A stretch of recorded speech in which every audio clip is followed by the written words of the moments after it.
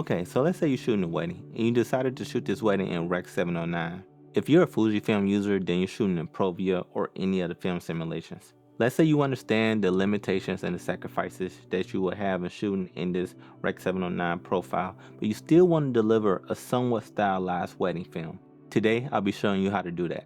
Now, before we dive in, I also want to let you know that I am starting to freelance color grade, so if you're interested in that, I'll leave my website below. Now, even though I am starting to freelance, what I'll be showing you today, you can easily do in like 5 minutes. Now, let's get started. Okay, everybody, so now we're in Resolve. And as you can see, I got the white balance in this shot perfectly. You can honestly tell by the white in his shirt and the white in her dress. But even if you do shoot in Rec 709, you really don't want to deliver it like this. You do want to stylize it a little bit to really separate yourself from everybody else. And I'm about to show you how you do that quick and easily and free within Resolve. So the first thing I'm going to do is I'm going to bring over a color space transform. I'm going to drop that on here. Then I'm going to change our output color space to Rec 709. And I'm going to put our output gamma to Cineon Film Log. There we go. Then what I'm about to do is I'm about to use one of the film looks in Resolve, which are based off real film stocks. And we have the Rec 709 Kodak 2383, and we have the Rec 709 Fuji 3513. And actually, I just found out that the Eterna, I think, is actually based off the Fujifilm 3513 stock. And I'm gonna use this because I like how it transforms the color of the walls. So I'm gonna use this stock right here. As you can see, it's on there. And the first thing I'm gonna do is fix our image.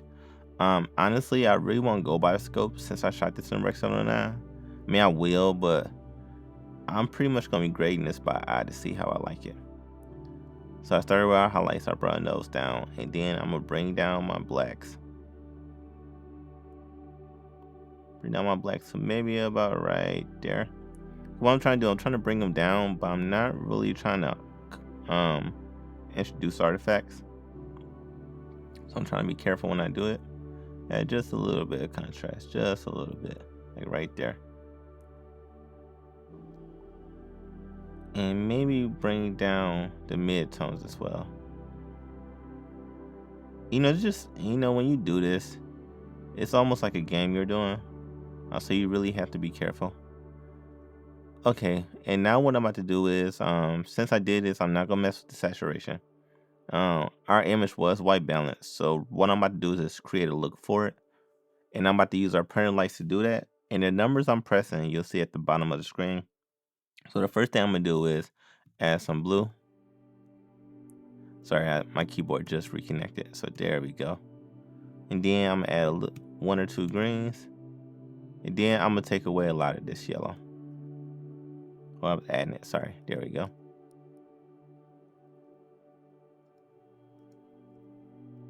And as you can see, we totally transform our image. Now, the last thing I'm about to do is add a little bit of cyan to really just help it pop just a little bit. And I really like that right there, because even though it did brighten up the image a little bit, it really did help, really changed our entire image. So now I'm about to go back and just mess with the highlights.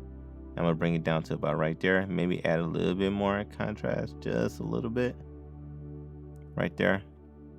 Go back in to make sure, we are not introducing any artifacts. And as far as I can see, we aren't. Now some of you may not like that I crushed the blacks, but oh well. Honestly, this is how I like to grade. You see this in movies a lot, but a lot of people just don't say anything because they really don't think about it. But honestly, guys, this is how we transform my image right here. And the last thing I'm about to do actually is I use this for noise reduction, but honestly, there's not a lot of noise in my image. At least that I can see. Honestly, it's not. So the first thing I'm about to do is actually maybe add some grain.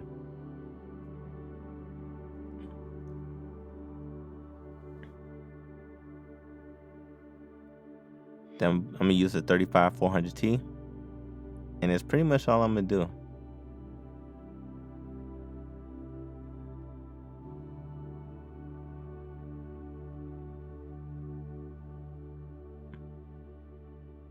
That's pretty much what I'm gonna do, guys. As you can see, this image look amazing. It looked totally different from our image before this. And what I'm about to do is deactivate it and re-go through the steps. As you can see, this is our before image. And then I added the color space transform so I can actually use the Rec 709 film stocks emulations. And then I chose my film stock, which I used was Rec 709 Fuji 3513. And then to fix the exposure, I went into my contrast. There we go. Then I went to my contrast, I fixed that. And then I went over to my look node, and that's where the change happened. That's when everything got not really balanced. I just created a whole new look with this, because honestly this was the venue. That was the venue and that's how it will look. But I decided to change that, and I actually second shot this wedding, so this wasn't delivered like this. But if I did color grade this wedding, this is how it would delivered, or just this scene pretty much. And you know, these nodes, that's nothing. That would have been saturation, but that's nothing. This would have been white balance, but that's nothing. And this would have been noise reduction, but I used that as grain. And honestly, it just really helped just try to sell like that filmic look. But that's pretty much it, guys. Like, that's our final look. Now I'll go ahead and show you in full screen. Okay guys, so I hope you enjoyed that. Now like I said, once you understand the limitations you are putting on yourself when you shoot in Rec 709, you'll still be able to create an amazing looking image. By you understanding those limitations, you will understand that you will not be getting the most dynamic range or the most color fidelity. But you will be able to achieve those two things when you shoot in either a log profile or a raw video.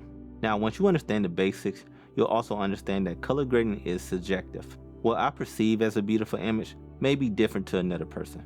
Now, if you like this, make sure you subscribe to the channel, hit the like button, and leave a comment below if you have any questions. And in my next video, I'll be talking about a new lens that I'll be getting this week. Have a good day. Peace.